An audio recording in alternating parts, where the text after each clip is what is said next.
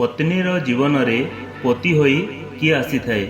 अष्टवक्रंकर चमकाई देला भली रहस्य। सेही राति मिथिला राजभवन रे राजा जनक महर्षि अष्टवक्रं को एक एमिति प्रश्न पचारिले जहा आजि मध्य सबु स्त्री और पुरुषों मनरे उठी थाए। स्त्री जीवन रे स्वामी होई किए आसी थाए। आउ जो उत्तर मिलिला ताहा जन्म जन्मांतर रहस्यरु पर्दा हटाई देला।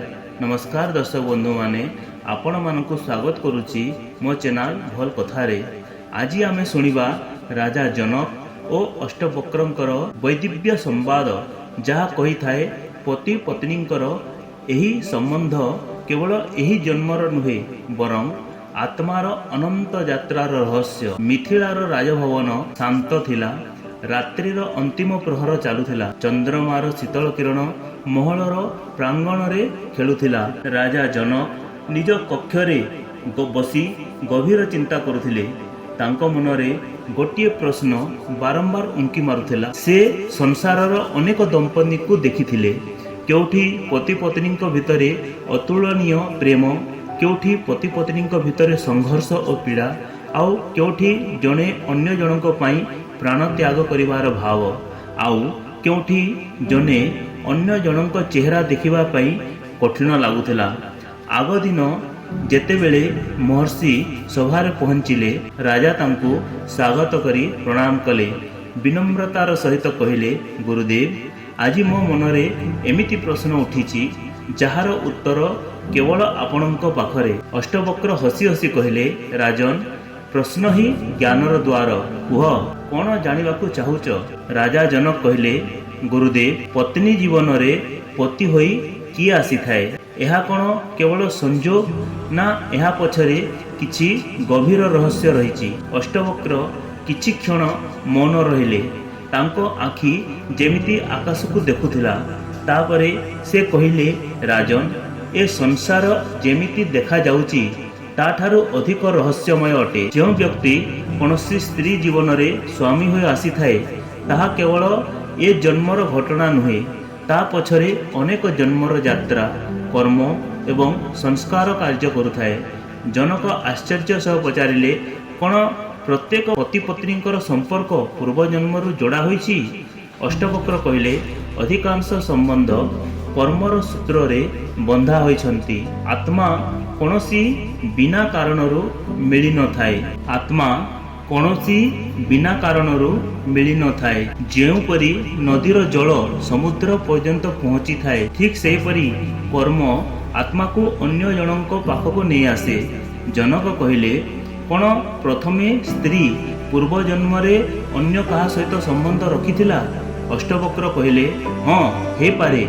से तेबे मित्र, शत्रु किंबा अन्य सहायक, केवे ऋषि, पुणी केवे एमिति संपर्क जहा अधूरा रही जाइछि। राजा जनक अधिक उत्सुक होई पचारिले, गुरुदेव, जदि कौनसी पति अधिक प्रेम करुथिबो तेबे एहा कौनसी पूर्व जन्मर परिणाम?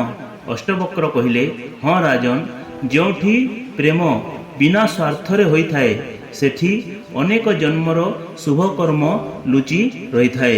एमिति आत्मा पुनः मिली थांती, जहा द्वारा अधूरा प्रेम पूर्ण होई पारिबो, जहा द्वारा आत्मार यात्रा आगकू बढ़ी पारिबो। जनक कहिले, जदि पति कठोर होइथिबो, जदि पत्नी को कष्ट हेउथिबो, तेबे अष्टवक्र गंभीर होई कहिले, तेबे मध्य कर्म कार्य करिथाए। तेबे आत्मा को धैर्य शिखिबाकू पड़िथाए, केबे त्याग, पुणी केबे वैराग्य शिखिबाकू पड़िथाए। जो व्यक्ति कष्ट देइथाए, से आत्मा शिक्षक होई आसीथाए। जनक आश्चर्य होई कहिले, शिक्षक? अष्टवक्र कहिले, हाँ राजन, संसार रे सबु व्यक्ति तुमको सुख देई सिखाई थांती, नचेत दुख देई सिखाई थांती। दुई स्थिति रे शिक्षा होई थाए। सभारे समस्ते गंभीर मौन होई गले। दुई आत्मा पूर्व जन्म रे जोड़ी होई रहिथिला। जणे अन्य जन को कष्ट देला। कर्मर नियम केबे व्यर्थ नुहे। आग जन्म रे सही आत्मा पुणी एकाठी होई थांती, जहा द्वारा संतुलन स्थापित होई पारिबो। जनक पुणी पचारिले, कौन पति पत्नी मिलन केवल कर्मर हिसाब? अष्टवक्र हसी कहले, ना राजन, केवल हिसाब नुहे, यह आत्मार उन्नतिर मार्ग मध्य। किछि संपर्क प्रेम शिखाइबा पाई, किछि ऋण शेष करिबा पाई, किछि ईश्वर पर्यंत पहुँचवा पाई आसीथांती। जनक कहले, गुरुदेव, एई कथा मु बुझी पारली नहीं। अष्टवक्र कहले, सुन राजन, जदि कौनसी पति पत्नी को सतरे सम्मान करुथिबो, ता दुखरे ठिया होइथिबो एवं ताकू उन्नति आड़कू प्रेरित करुथाए, तेबे से केवल पति नुहे बरं ईश्वरଙ୍କ द्वारा पठा जाइथिबा एक माध्यम। जदि एमिति न हुए तेबे मध्य आत्मा शिखुथाए। जनक कहले, कौन गोटे स्त्री जीवन रे तार पूर्व जन्मर शत्रु तार स्वामी हो आसीपारे? अष्टवक्र कहले, हाँ, यह संभव। संसार किछि संपर्क प्रेम जोगु होइथाए, आउ किछि कर्मर बंधन जोगु। तेणु केवल बाहर व्यवहार देखि कौनसी व्यक्ति को वास्तविक भावे जानी हुए नहीं। राजा जनक विचारमग्न होइगले।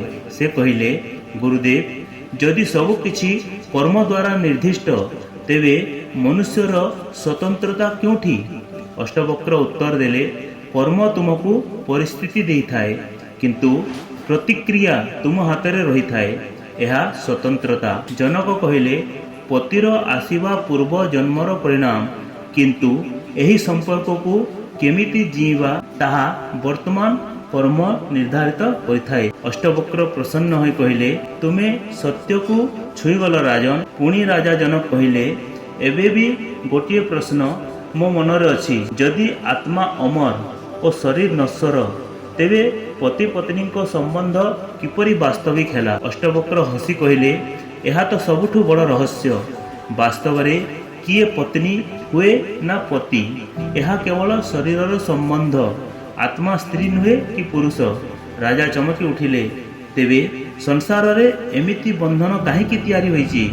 अष्टवक्र कहले, आत्मा को अनुभव कराइबा पाई जेबे मनुष्य स्वयं को शरीर मानी थाए, सेते पर्यंत से पति पत्नी माता पिता पुत्र भौणी भली संपर्क रे बांधी होई रही थाए। जेतेबेले आत्मज्ञान होई थाए, तेबे से जानी थाए जे सबु आत्मा परम चेतनार अंश। जनकंकर आखि चमकी उठिला। से कहले, गुरुदेव, पत्नी जीवन रे पति होई वास्तव रे कौन से आत्मा आसी थाए जे तार कर्म तार विकास साधन होई थाए? अष्टवक्र कहले, हाँ राजन, किंतु ता थारु बड़ सत्य यह जे सबु आत्मा पछरे स्वयं परमात्मा कार्य करि थाए। एथिपई पत्नी जीवन रे पति होई से आसी थाए, मित्र होई से आसी थाए, शत्रु होई मध्य आसी थाए। गुरुदेव, जदि मु एही पूरा रहस्य को गोटे वाक्य रे बुझिबा पई चाहिबी, तेबे आपण कोन कहिबे? अष्टवक्र किछि क्षण पई आँखि बंद करी मौन रही कहले, राजन, पत्नी जीवन रे पति होई वास्तव रे सही आत्मा आसी थाए, जहा द्वारा से निज कर्म पूरा करिबा पई, निज संसार को परिपक्व करिबा पई ओ निज आत्मिक विकास करिबा पई आवश्यकता थाए, किंतु अंतिम सत्य ताठार मध्य अलगा अछि। जनक उत्सुक होई कहले, ताहा कोन गुरुदेव? अंतिम सत्य हेउची केही कहार पति नुहे कि केही कहार पत्नी नुहे, सबु आत्मा परमात्मा आड़कू यात्रा करुछंती। किछि समय पाई जणे अन्य जनक हाथ धरी थांती, साथी रे चली थांती, सहारा दे थांती, शिक्षा दे थांती, पुणी आगकू बढ़ी जाई थांती। राजा जनकंक आखिरु लुह आसीगला। तांकू अनुभव हैला कि संबंध को नहीं तांकर जो दृष्टिकोण थिला ताहा पूरापूरी बदली जाइथिला। अष्टवक्र कहले, जेतेबेले मनुष्य निजे निजको देखि थाए, सेते पर्यंत से केवल बंधन रही थाए। जेतेबेले से आत्मा को देखिबा शिखि जाई थाए, तेबे से प्रेममुक्त होई जाई थाए। जेबे से सबु आत्मा रे परमात्मा को देखि थाए, तेबे सबु प्रश्न समाप्त हो जाई थाए। राजा जनक निज सिंहासन उठी आसी महर्षि अष्टवक्र को दंडवत प्रणाम कले। तांकर हृदय कृतज्ञता रे भरी जाइथिला। तांको तांको प्रश्नर उत्तर मिली जाइथिला। से बुझी सारिथिले जे पत्नी जीवन रे पति होई आसीबा कोनोसी संजोग नुहे, बरं ता पछरे कर्मर विज्ञान आत्मार यात्रा और परमात्मांकर अद्भुत व्यवस्था कार्य करिथाए। सबु संपर्कर उद्देश्य मनुष्य को निज वास्तविक स्वरूप पर्यंत पहुंचाइबा। पूरा राजसभा मौन होइगला, किंतु सही मौन रे एमिति एक ज्ञान खेलुथिला जहा शब्दठू मध्य अधिक शक्तिशाली थिला। यह थिला से दिव्य संवाद। जदि आपण मानकु एही भिडियोटी भल लागिछि तेबे दयाकरी मोर चैनल भल कथा को सब्सक्राइब और वीडियो को लाइक और शेयर करने को आद्य भूलिबे नहीं। भगवती जगत जननी माँ दुर्गा आपण मानकर समस्तंकर मंगल करंतु। एही शुभ कामना सहित आपण मानकु मो तरफरु जय माँ दुर्गा।